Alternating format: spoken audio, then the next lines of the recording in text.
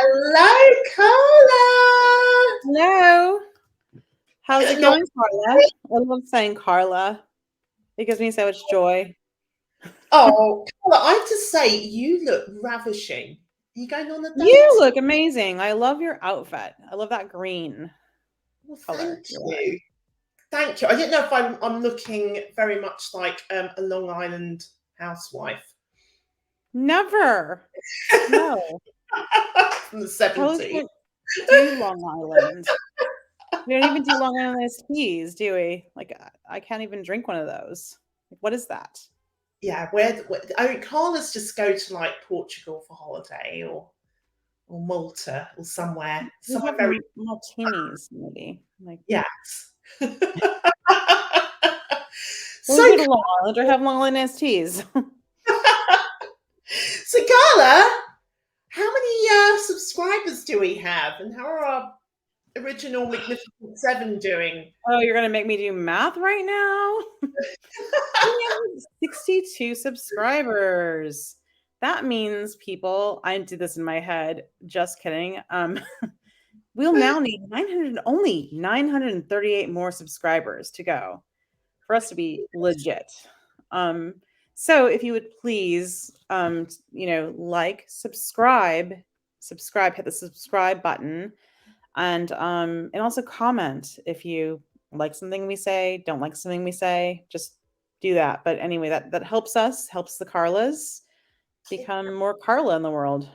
Yes, yeah, we welcome it, and you don't even have to watch the show. You can just watch the intro, then Like us dancing, yeah, that's always good. it. We don't mind. You don't have to watch the whole thing No, or listen to the whole thing. just Podcast. subscribe. No. Subscribe. Okay, see you later. Bye. Just kidding. So it's been quite another crazy week in newsdom. It's the midterms. Elon, Damn. I don't know what he's doing, but there's Amazon and Facebook are doing crazy layoffs. That's true, yeah.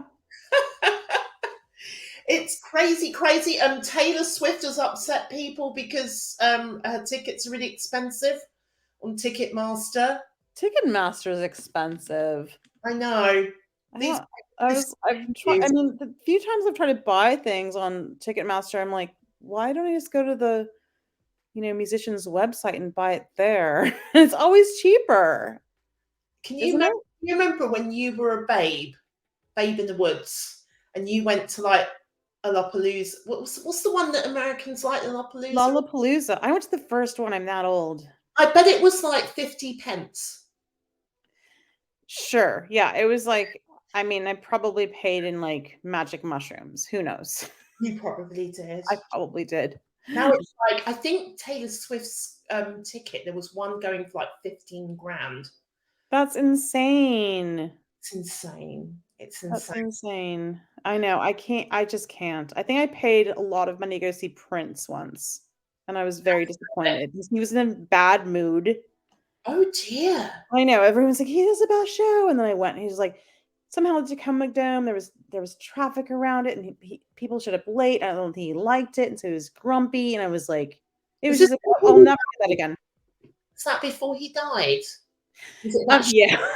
Oh my God, Karla! Give the man a break. I know. It wasn't after he died. That would have been maybe better to see him after he died. Way better. I'd be angry if I was about to die. Well, he had a few years after that. Well, on to our segments. So the first one is Trumpty Dumpty had a great fall. It's the midterms. Well, it was the midterms. We were all expecting that red wave. And then it's kind of a blue wave, but then the Republicans narrowly got the House. Karla. Oh, yeah, I guess I have to say kind of a little apology to Michael Moore, not a 100% one, but like, because Michael Moore did say that, it was going to be a blue wave and that like everyone was crazy and that and I will say all the pundits, all the polls said otherwise. They said that like it was going to go the complete opposite. I mean, the Senate wasn't really like that was kind of in the mix, but the House was supposed to be like a total bloodbath. And so Michael Moore, sorry, I doubted you. I know you're right about Trump back then. I'm just saying, like, I'm sorry. But also you didn't it wasn't quite the blue wave that you sold us. So then you started selling the blue wall, that's okay. That's fine. I'll take the blue wall. I'm fine. You owe him a pint. You owe Michael Moore. I do owe Michael Moore a pint. Yes. So Michael Moore, when you come to Seattle, we're going to buy you a pint at our local. Yeah. At Lottie's. At Lottie's. Yeah. Yes. Yeah. So yeah. But yeah, so I will say I think that what went wrong was that the Republicans just suck more. And I do think that, I mean, they were saying that abortion wasn't going to be because all the polling was saying that the economy was the issue, that the Americans think that the America's on the wrong track. And it looked really bad. And I think what happened was abortion was what killed the Republican Party in the womb. I mean, it was actually, if they weren't, and yeah, they were just dumb. They were the bad candidates. But do you and to go on, it was also the Trump backed candidates that kind of like caused them to lose the election. It's Trump. Huh? I think Trump like totally ruined it for them. They're yes. Yeah. I mean, because it was all the stuff on like critical race theory and gender stuff and all the kind of culture war issues that these candidates were going crazy over, and people were like, yeah, that's not my thing. And so, yeah, I think it was a combination between, yeah, I mean, the only candidate that did well was, I think, JD Vance did okay, which I did like his book, Hillbilly Elegy. I read his book. I thought that was a good book, but yeah. But yeah, I guess he's apparently a Trump nutter. But all the other candidates just didn't do. Oz, even though Fetterman had the stroke and had the bad debate and could barely talk, was still able to eke out he didn't eke out. He did a great job. I mean, yeah, over the coup d'etat of the Oz world. I have to say, I've got a bit of a crush on Fetterman, and I know people are. I don't know. He's just a punky guy. He's kind of adorable in a kind of Quasimodo sort of way, sort of Hunchback of Notre Dame, kind of like, I can see that, right? Like you just sort of with him under the bridge. You make out with him under the bridge. She gets it. Like he's got some star quality. He's got some stories to tell. Yeah. Into that bridge and tell you some stories, Karla. Yeah, but I think you touched on something, because I think the people, like the voters, saw someone that they could relate to, because Fetterman is a guy that's gone through like serious health problems, but he is completely relatable, isn't he? He's completely just a normal guy that you meet on the streets. Yeah, I mean, at first I thought everything changed. Like I thought I thought everything was going to go really well for him at first. And then I was like, oh God, it's going to go bad for him after the stroke. And then he just pulled it out. But yeah, I think the moral of the story is that populism won. I think that, the places where the Democrats lost were in New York. They lost a bunch of seats there, where they ran these like super like conservative, like blue dog candidates, and they kind of kicked out the progressive candidate. But a lot of these progressive candidates like Fetterman kicked butt all over the place. But you know the theory of why New York did so badly with the Democrats is because New York, a lot of the voters were disillusioned with the Democrats about crime, weren't they? Apparently. I mean, I guess so, but I heard that in some of these places that a lot of these more sort of progressive, the progressive candidates that were trying to run against the more mainstream Democrats or establishment Democrats got kind of booted out, and they weren't messaging the right way. Yeah. So, yeah. There's a schism. There's a schism in New York with the Democrats because I think some of there's a schism with the Democrats all over the place, because I think that we saw. I mean, the thing is like when you were putting these like kind of, I mean, I heard the Democrats actually donated tons of money to like these Trump Republicans because they wanted to run against them because they knew that they could win against them. I mean, I thought that was kind of risky considering the whole Pied Piper, like, let's get Trump out there to run against Hillary thing back in 2016 deal. But I was like, that's risky because these people could win. I mean, they're crazy. Like, it could have happened. But it actually paid off for them. So they actually, yeah, the Democratic Party did actually donate lots of money to these nutters, these fucking nutter, Trumper people. Yeah. And it worked. I mean, it worked. But you've got some really weird, like some of the Democrats in New York are kind of like they are Republicans in sheep's clothing, and they are extremely conservative. Like they're extremely closet racist, and they they're going to blame the crime and all the poor black people, and there's this weird. And it's so strange because you think New York is like the metropolitan, very cool city, but it's not as progressive as you think it is. No, because the Democrats are becoming Republicans in a certain way. They've gotten to the party of the elite. They're becoming more of that, and that's why I think they lost there, because they've becoming what they have been telling everyone to fear, and then they're just turning into it. But yeah, I mean, I think that's why they did poorly there, and I think in places in California too, because they are turning into a more conservative breed, and that's why you saw the more like progressive Democrats kicking butt, like Fetterman, and in all other races too.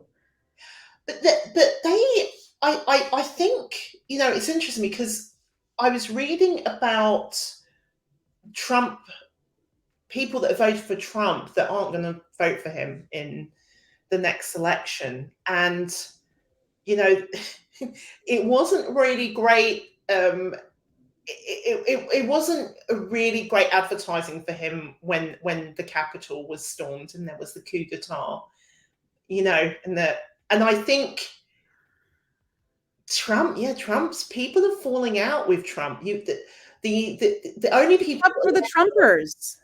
I mean, even when's the last time you've seen a MAGA hat? Well, I mean, I will say, so I watched his speech where he announced that he's gonna run again. I'm like, why? Please, no. But yeah, he's going to run again. So I watched the speech, and what was really interesting about this speech is that it was, okay, first of all, it was really long. It was really boring. There weren't a lot of people. It didn't seem like there was a lot of people there. I'm not sure like what, it wasn't like a big like MAGA rally thing. I did see some MAGA hats. I saw some little MAGA hats in the audience. Most of them died of COVID at these other rallies. Most of them have died of COVID at the other rallies.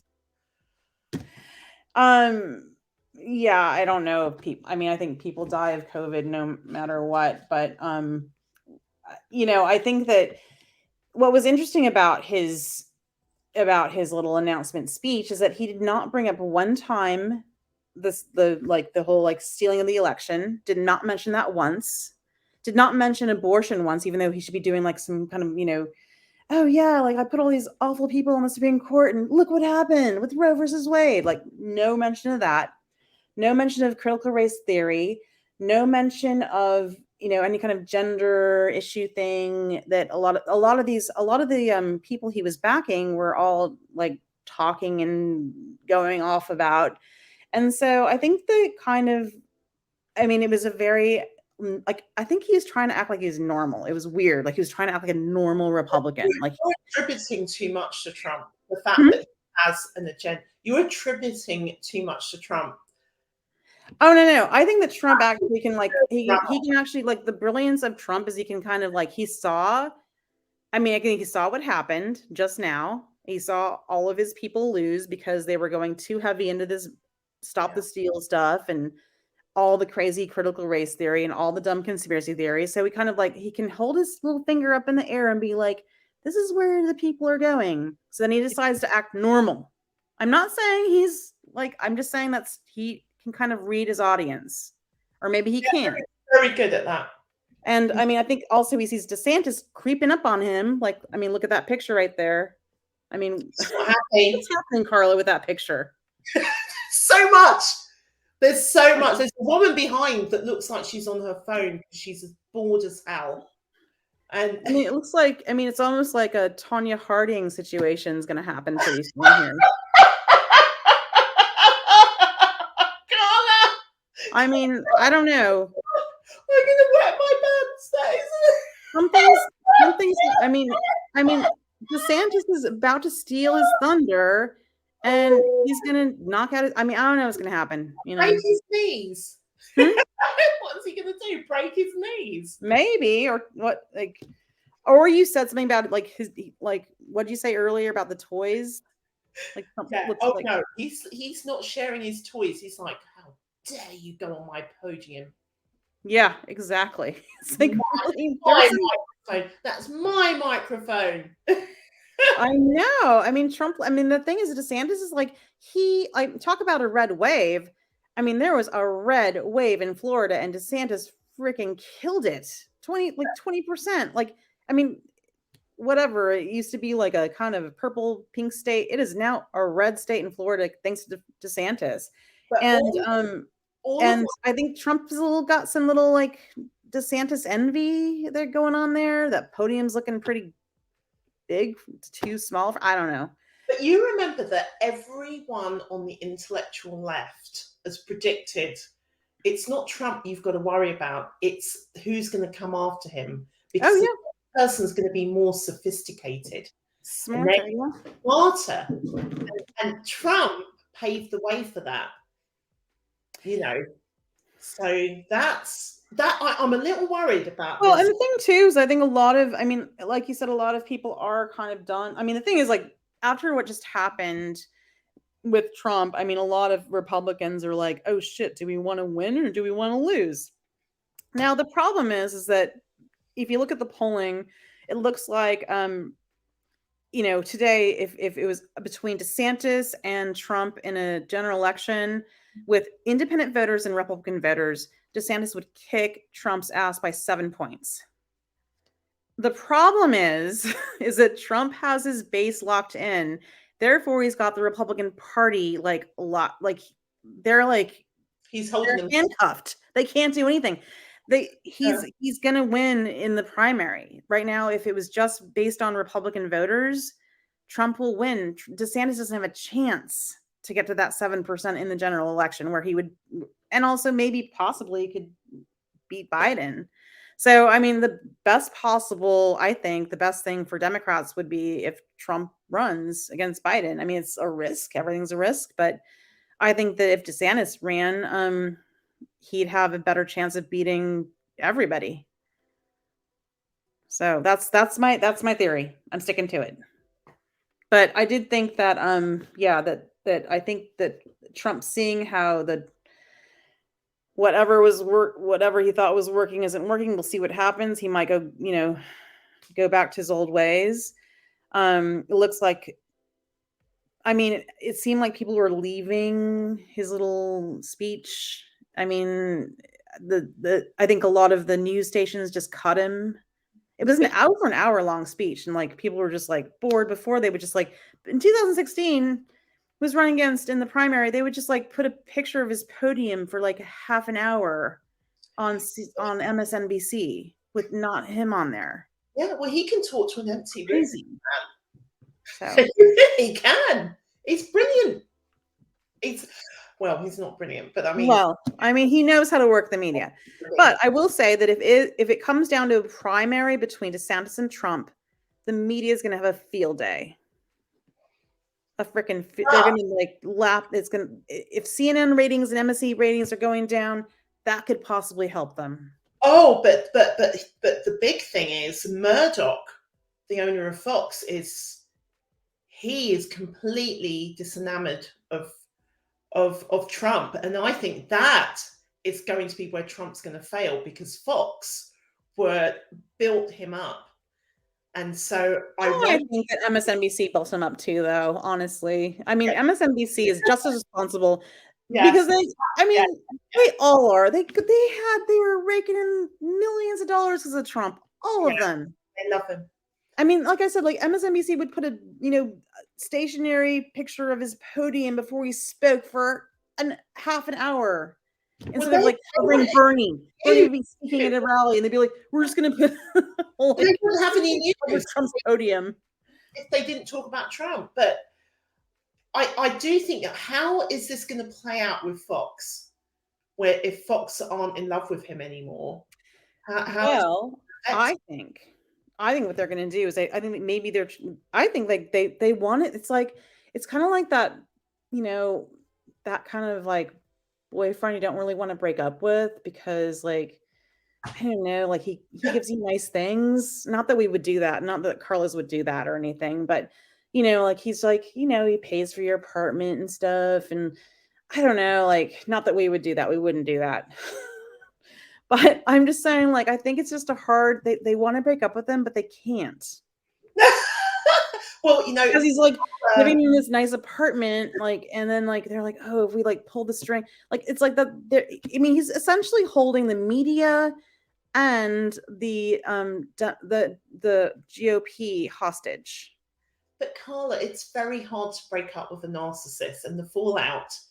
And it is true. Like he's gonna go on a smearing campaign. Yeah, seriously, it is like if you've ever done your homework about narcissists, the minute that you try and walk away, they get nasty. So yeah, they won't be able to get rid of him. The only way you can get rid of Trump is just to ice him out, just to pretend he doesn't exist. So the media needs he would hate that Karla. That I think that like DeSantis and the media should take your advice because that's the best. I think you're right completely. Like because that would just get under his skin. Like if like people just ignored him, because that's like Trump doesn't want to be ignored. That would be the worst thing you can do to him. I also heard I think Ivanka is actually going to stay out of this election with her dad, her pups. So I think she was even distancing herself a little bit from this. And I mean, honestly, like if Trump was really cared about the Republican Party, which he probably doesn't because he just cares about himself, he would actually just like step out, give it to DeSantis, endorse him. But the man has some stupid ass ego. Yeah, because narcissists don't have any sense of awareness, or it's all about them. Yeah. So poor Republican Party. I mean, I feel bad for them.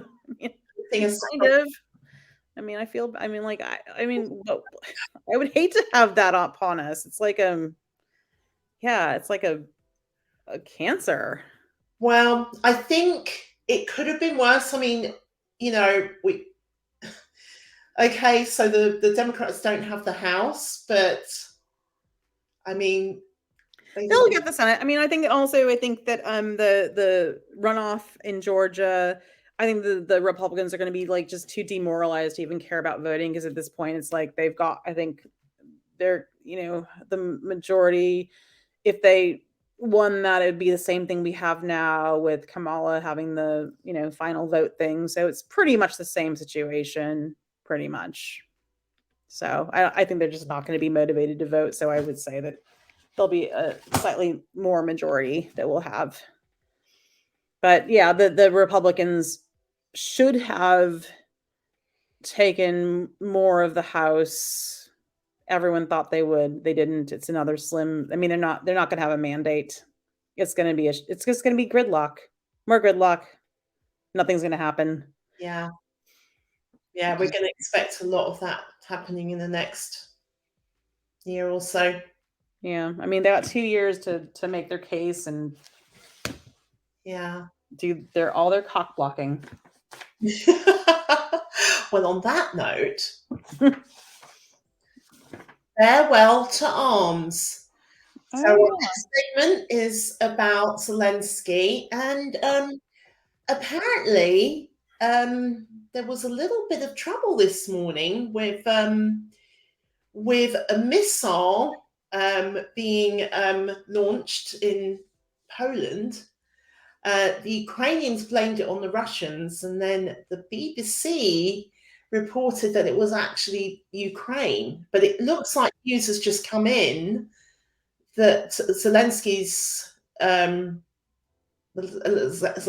saying no, they're not to blame about the missile strike.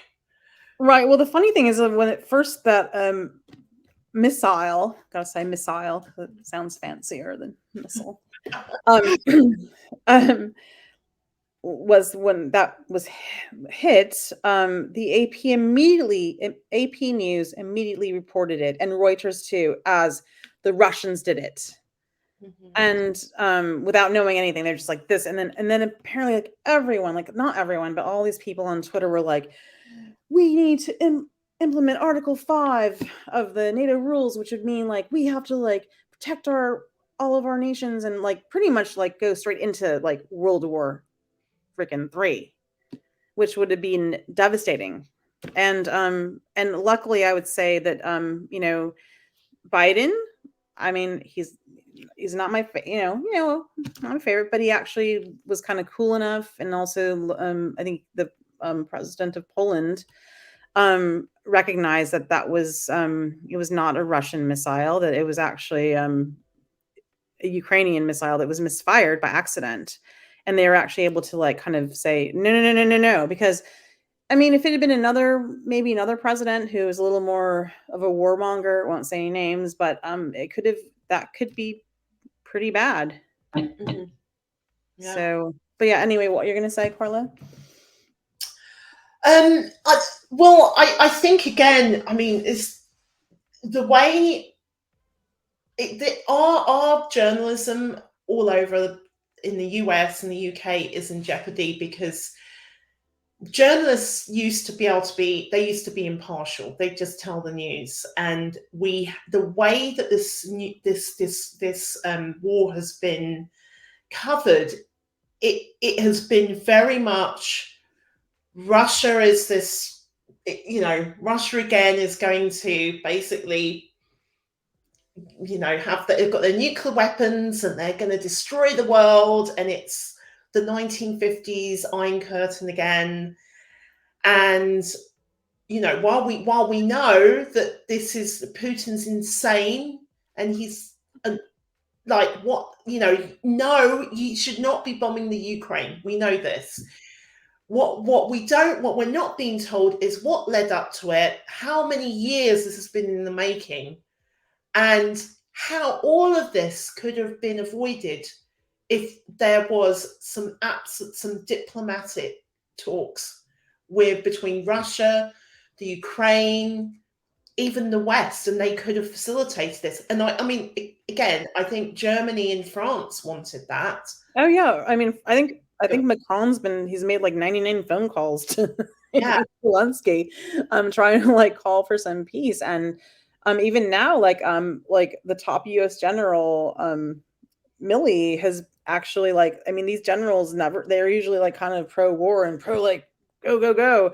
And he actually kind of leaked out that he thinks that there should be some negotiations happening, because he's kind of saying like kind of Ukraine's done as much as they can do. They've got a few wins, like, these winter's coming. I think he also sees that the United States is draining a lot of their resources as far as their military weapons are kind of going down. And I mean, he's kind of looking at the reality of this, is that, I mean, Russia's kind of, I mean, they haven't gone full force. I mean, they're a major superpower. We have to remember this. And I think that, I mean, we've been playing this kind of like cat and mouse game with them, as far as like, oh, we're just kind of helping Ukraine. But I mean, honestly, it's a proxy war, right? And we're like, we've been sending like billions of dollars to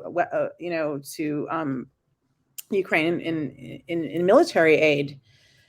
And eventually, I mean, something's got to give.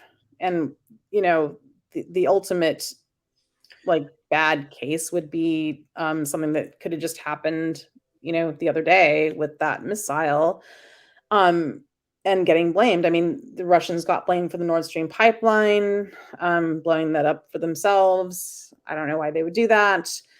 They got blamed for the Crimea Bridge. This is just like, again, it's getting a little bit it doesn't look like the rest of the world want this war to end. The superpowers, they're not doing anything for their cause to stop this. And it's hurting a lot. It's hurting the entire war. It's not just hurting you. I mean, it's hurting Ukrainians big time. I mean, ultimately, but it's also hurting like people all over the global south, people in Germany, like people in Europe and UK, United States. I mean, the trickle effect is enormous, and it is in the best interest of everyone to have some kind of peace talks. And I think that we have to understand that if you want the peace talks, which we were told a few weeks ago, if we said that we wanted this, we were called Putin apologists, and that we were just terrible human beings. And now we're hearing from like top U.S. generals, we're hearing little like eeks here and there that maybe peace would be a good thing after that letter from the Congressional Progressive Caucus came out, and they got ridiculed for it. So 2 weeks after that, we're starting to hear like, oh, maybe we should negotiate. But we should also just look at like this history of the Ukraine and Russia war, and like what's transpired. I mean, we see there was the Maidan coup in 2014. Mm-hmm. There was a Minsk agreement, which we talked about before, which has not been upheld, which is one of the reasons why I think that, I mean, yes, Putin shouldn't have invaded, but it's not like he wasn't completely provoked. Also, Karla, you're right about the history, because you have Yushchenko and there's Yushchenko and Yanukovych, and they were both pro-Russian, and the US especially wanted to undermine they basically want to isolate Russia.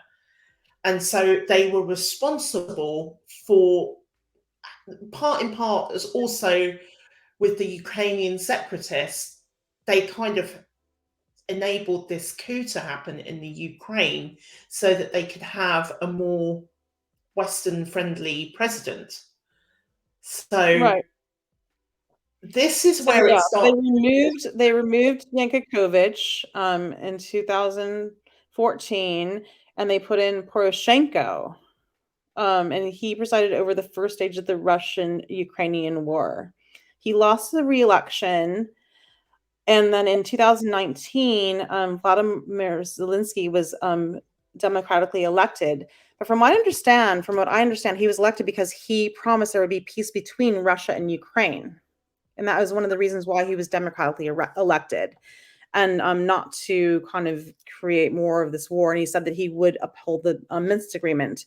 From what I also understand is that he also kind of got bullied a lot from the Azov battalion, the neo-Nazi groups on the east kind of started to bully him a little bit and probably maybe threaten his life. I'm not sure. I mean, the man's Jewish. I'm not sure what's going on there. And I'm not sure also the United States has been, what their role is involved in this.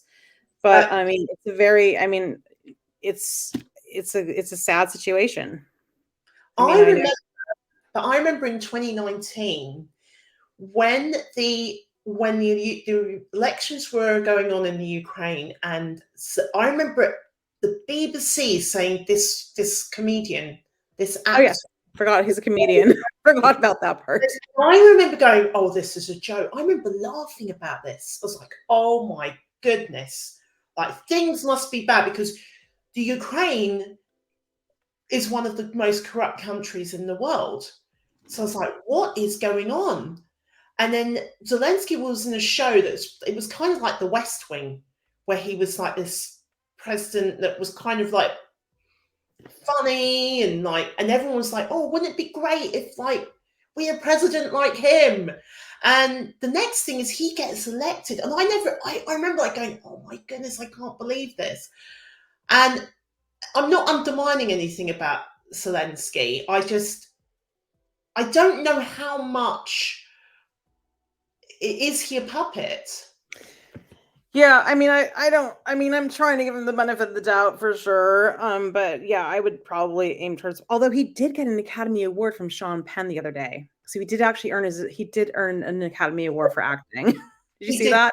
in the Ukraine, because I was like, where is Sean I Penn? mean, yeah, he said he gave him an Academy Award, like I think last week. He gave him his Academy Award. I'm not sure from what movie, but Zelensky has finally earned for his acting career Academy Award. I mean, for this, it was just like that kind of stuff is so symbolic and weird and like kind of surreal. I'm like, whoa, what's going on there?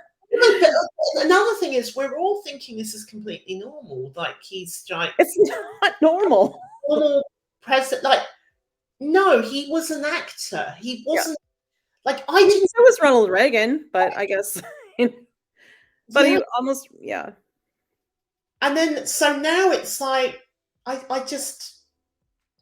don't know. I want this war to end. It's just got to stop. It's just, maybe like as you said with Biden, maybe now it's going to get to a point where America's really going to intervene. And so there was an article in Zero Hedge that America's been having private talks with the Ukraine. And there's a paragraph here where it says, and it's basically an article about the US speaking with the Ukraine, saying, okay, we need peace talks, we need to end this. And the last paragraph, it says, there have also been recent revelations of US administration frustration with Zelensky, with accusations that he remains ungrateful at the tens of billions Washington has already provided for the war effort, given he always asks for more. Show a little more gratitude has been the Biden administration's private messaging for months. So this is Zero Hedge, an article about the US. Not sure who the journalist is in it, but anyway, I thought that was quite interesting. So the plot thickens. Well, yeah. I mean, he keeps like calling up. It's like more money, more, and it's like it's a lot of money. I mean, I think that we've spent more money I think it was in 6 months than we did in the entire like year in Afghanistan in 6 months. And then he's, wanting, I think Biden's going to try to green like another like 38 billion. I'm not sure, like an insane amount of billions of dollars over there. And meanwhile, like I said, like we're having problems, taking care of our people here.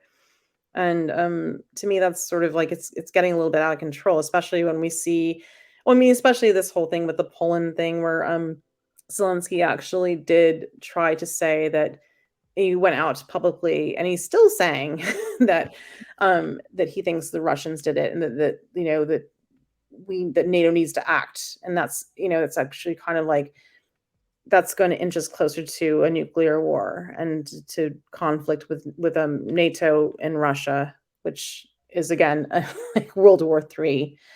And that's just seems like, I mean, not only irresponsible, but it makes you question, like, I mean, I saw some people on Twitter saying they've been very in favor of, they had their little the Ukraine flag on their bio, and they said that we've been very supportive of Ukraine, and we've been caring about the people. But we saw this last little shenanigan here with this missile, and they're like, that kind of made me think, well, what else have they been lying about, or has Zelensky been lying about? And it does make people, I think it's going to make people pause a little bit, because I mean, yeah, it's political, it's weird. I mean, what's going on here? Like, why are all these weapons going? Why is the United States choosing this cause of all causes? And there's so many causes the United States could choose, but they're choosing this one. And it's like there's like stuff happening in in Yemen and Syria and Haiti and Palestine, and it's like this one is the one they want to do. It's like it makes me like think that like I said before, it's a money laundering situation that because the money comes in there, makes a military industrial complex here, and their donors tons of money.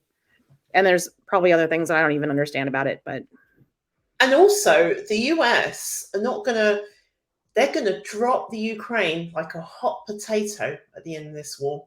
oh yeah, They'll be they're, done. they're just starting to now. I think they're like, okay, I think we did what we needed to do with this. So that's why I think we're starting to hear like, oh, we should start talking about this negotiations now. Yeah. I mean, Wow. and we'll see what happens. I mean, I think that what's going to happen is what we always thought was going to happen was that Russia would get the Donbass region. They're going to keep Crimea, which is mostly Russian speaking, Russian people anyway. And I think that Ukraine will keep Ukraine. I think that was always what was going to happen. I think what Putin, from what I understood, what he wanted was for the Donbass to kind of be. I mean, and he may not even take the Donbass. He just wants to see it recognized as their own sovereign nation, or just people. So I mean, I think that there's nothing crazy that's going to happen out of these peace talks. That's completely unreasonable. I mean, what's unreasonable is if Ukraine wants to get Crimea back, because that's not going to happen. You know what I think they should do? I think they should fight it out by a football game, or soccer, as you Americans call it. That's the best way you should have any war. It should be a soccer game. That's just too risky, though. It's like if you go into that, like, I don't know, sudden death thing, it could get crazy. I mean, what if I show up? Anything could happen if I show up. It could change everything. Well, on to the next segment. Crown control to Major John. Crown control to Major John. Do you see what we did there? That's my karaoke song. I do karaoke, by the way. I'm gonna sing. Yeah. I'm gonna change the lyrics next time I do karaoke. So this our next segment is about the infamous series on Netflix, The Crown. Karla's just finished the season. I've just started to get into it. I've watched 3 episodes, but we thought this was quite intriguing, and of course, Karla, you want my British perspective on it. It's really, for me, it's very surreal watching this, because this is a period where I remember reading the news. I know where I was when these events happened. It's almost like it's reliving my life, really, in a weird way. Well, not that I'm in the royals, but just that I remember these things happening like they were yesterday. So, but yeah, so this season, The Crown focused on Charles and Di and their tumultuous marriage.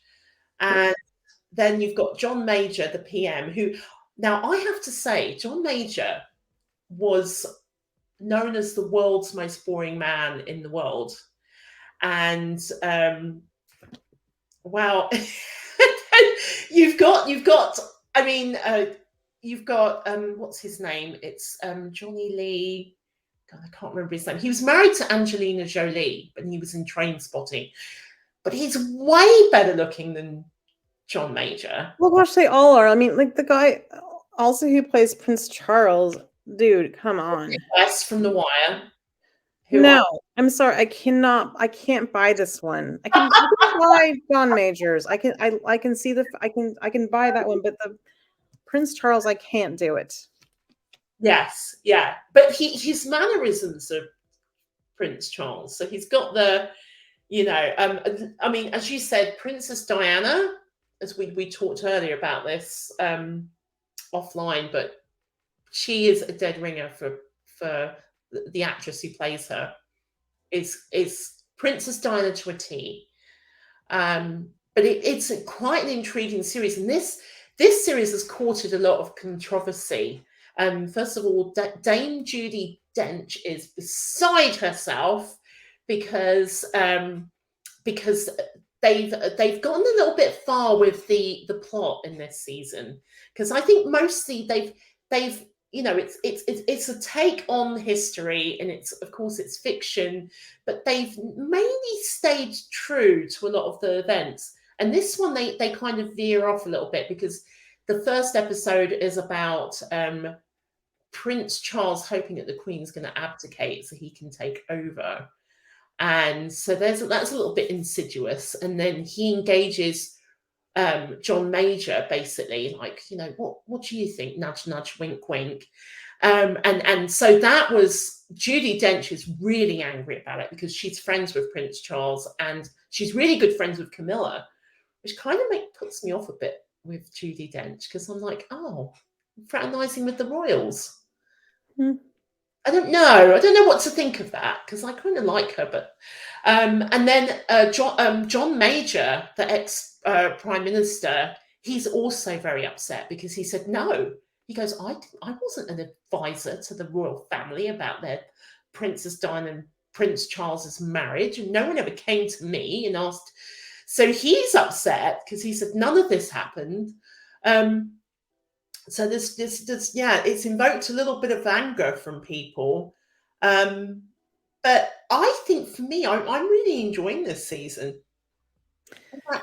Yeah, it's like, I think one of my favorite seasons, because, well, I mean, my mom just, I mean, I kind of followed this because my mom followed it, and she's a little New Mexican mom from Santa Fe, and she was so excited about.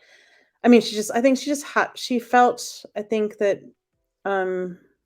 she related to Diana. I think a lot of people related to Diana. I think that she felt like, I mean, especially with my mom's marriage, like, I think there could have been some similarities, perhaps. Mm-hmm. And I think that she just really I mean, it was just, yeah, it was, I think it really helped my mom kind of get over her marriage too. And yeah, and kind of move on and be strong. And I think that she saw Diana as a strong woman, even though maybe Diana, I mean, you see this in the show, like, you can see her kind of falling apart, but trying, just trying to be, she's quite feisty, actually, in this. Yeah, she is. Yeah, she's kind of like, okay. I mean, I agree with you. I'm going to speak on behalf of a lot of British people. I mean, everybody, even if you weren't a royalist, you loved Princess Diana, because she was the one person in the palace that you related. She was so relatable. You just, the doe eyes, her fragility. Like, she was, the royal family, almost like subhuman in a weird way, because they live in another world. They have no access to the working classes and the culture, and they're so shut off from that. And she bridged that gap. She was the first royal to go, was listening to Duran Duran, and she was openly, like, demonstrative, and loved her children, and hugged everybody, and just so much more human. And held an AIDS patient's hand. Yeah, and I think that was where we all were rooting for her. And I think this is what's interesting about the season, that they were saying that the timing of this is terrible, because the Queen's, I mean, she's still warm in her grave, basically.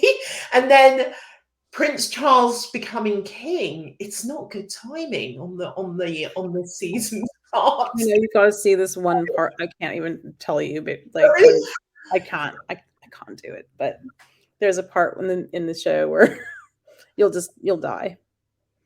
It is unbelievable. So she kind of disses his, like, kingdomhood. I know, potential kingdomhood. I'm sure there's, I mean, obviously, I think the Crown is very, the writers are very sympathetic to Diana, and you can totally tell. But it does, I mean, I think that if you had to do a poll with the British, we'd all want William to be king, if you still believed in the royals. I mean, there's a lot of people who kind of aren't really. That's definitely, I completely agree with you. I'm not a Brit, but yeah, I would pull that way too. But Prince Charles is a very ambitious man. I mean, he would have rather married Di to become king than marry the woman he loved, Camilla, and not not be the heir to the throne, because at that time you couldn't marry a divorced woman and become king. Yeah, and then he ends up being divorced and becoming king. So, like you said, he gets it all. And that's where I'm upset, because this shows the upper classes in England and how their complete disregard for people. And I mean, we can even say that here, like you've got like the ultra rich, like oligarchs, but just the complete lack of just the selfishness, that everything's owed to them. Like, I don't know. I can't speak for Prince Charles, but does he feel? I mean, he must feel bad about how he treated Diana. I mean, it was awful. It was awful. I mean, she had bulimia. She was just broken, Oh. So yeah. But Well, we'll continue next week. Yes, and I did like the episode with Mohammed Al Fayed and Dodi. I thought that was a really good episode, how they tied that in. So yeah, I'm enjoying it. Okay, so last but not least, Karla, I've taken one for the team. I've joined a date. Oh my. Hold your horses. Hold your horses. Hold your hinge. Hold your hinge. So I go on a dating app, and within the first hour, I get this guy, Thomas, and he's like, hey, want to chat? And I'm like, yeah, I will.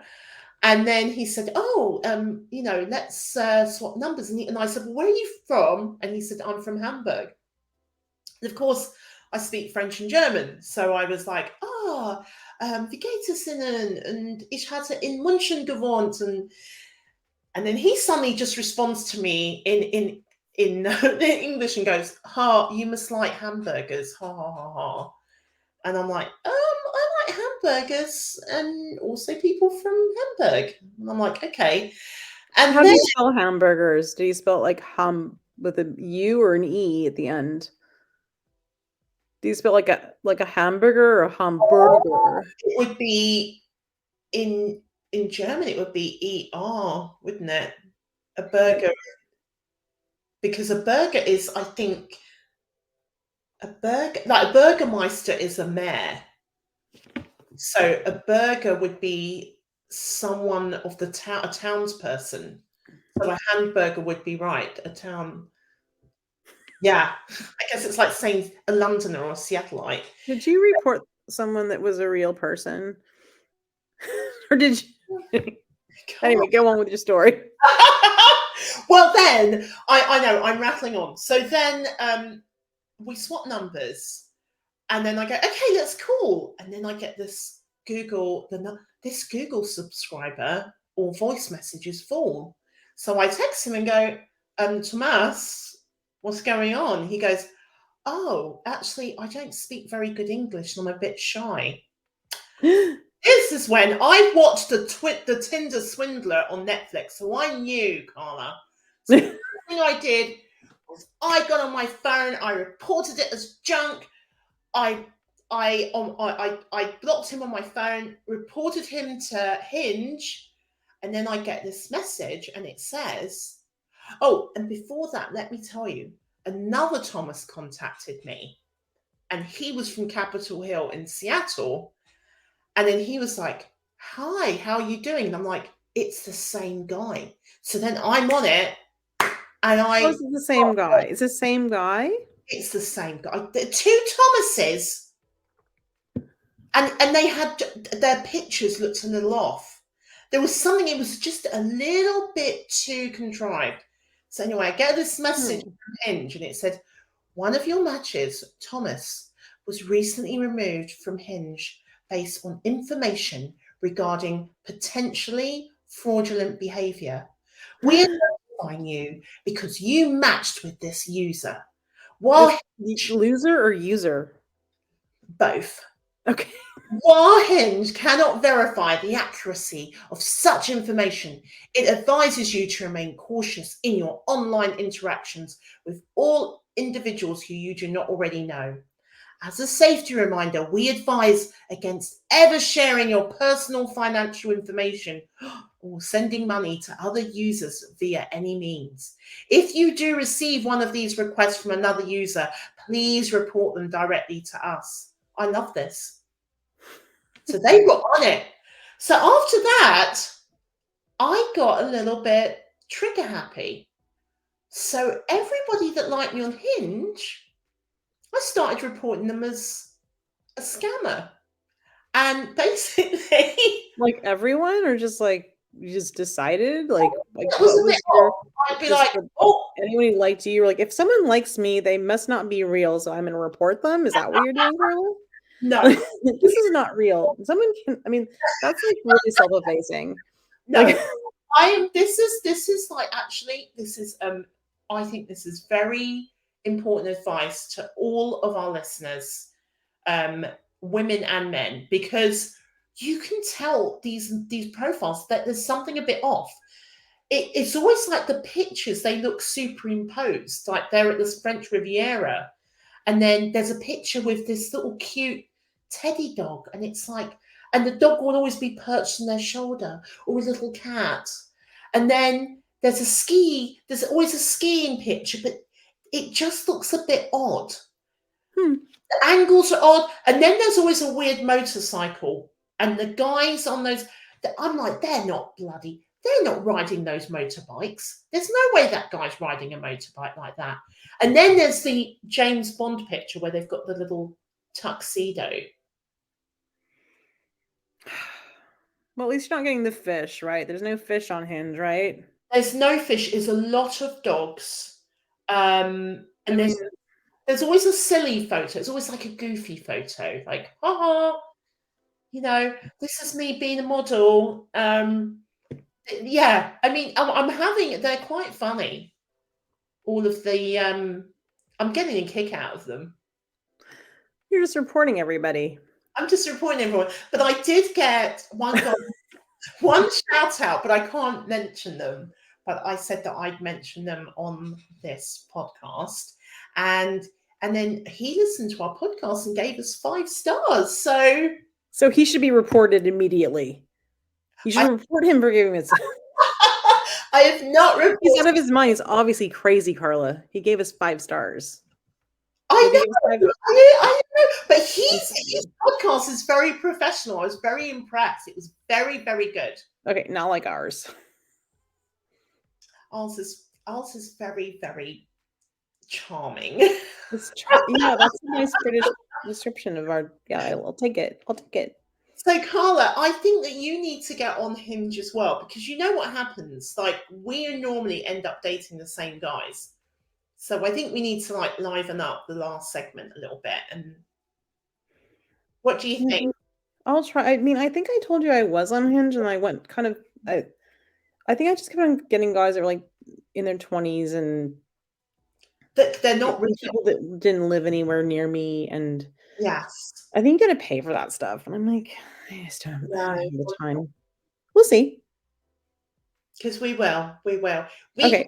Me and Karla have dated a few of the same guys. Yeah, we'll save that one.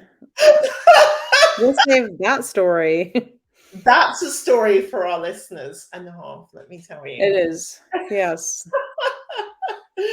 Well, Karla. The date that went way wrong. Okay. Yeah, that'll be for the next episode. Yeah. There'll be some comments on the whole podcast story. Some of you may know. So, well, Karla, I mean, thank you so much for taking one. It's like I was just getting exhausted. I just couldn't do it anymore by myself. It was just I was just like, I can't swipe this way and that way anymore. And like I couldn't have vapid conversations online. It was just like really more bumming and boring me out. So thank you, Karla, for like sharing this burden with me. It's a lot of work, but I do have a giggle at the profiles. I do. I definitely do.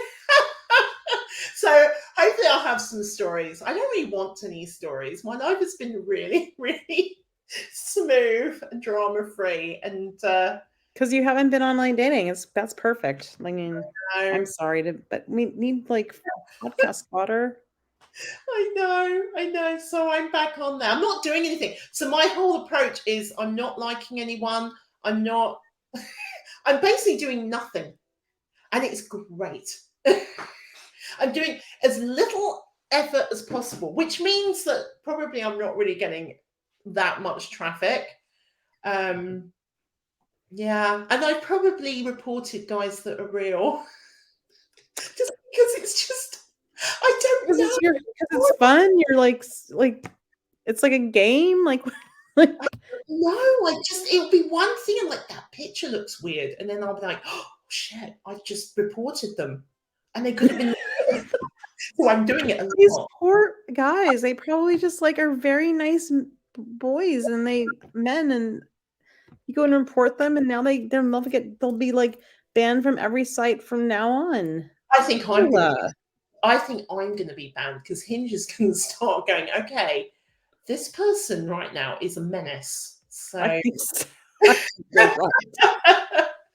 So Karla, next week, what have we got coming up next week on the podcast? Oh, World Cup. I'm very, very excited. It's going to be fraught because England's in the same group as the US. We'll see what asshole thing Jeff Bezos is doing next week. Yes. We'll see. I mean, it could be anything. It'll be something.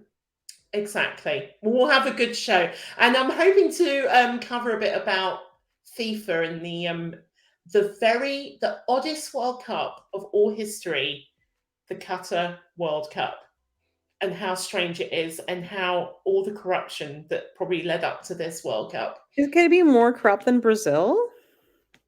Oh my goodness. Brazil was like a cakewalk compared to this? Because Brazil was kind of crazy. They like completely like leveled the favelas, and I mean, we'll see. I know the amount of people that died building those stadiums. I know I shouldn't be laughing. It's bad. In Brazil or in Qatar?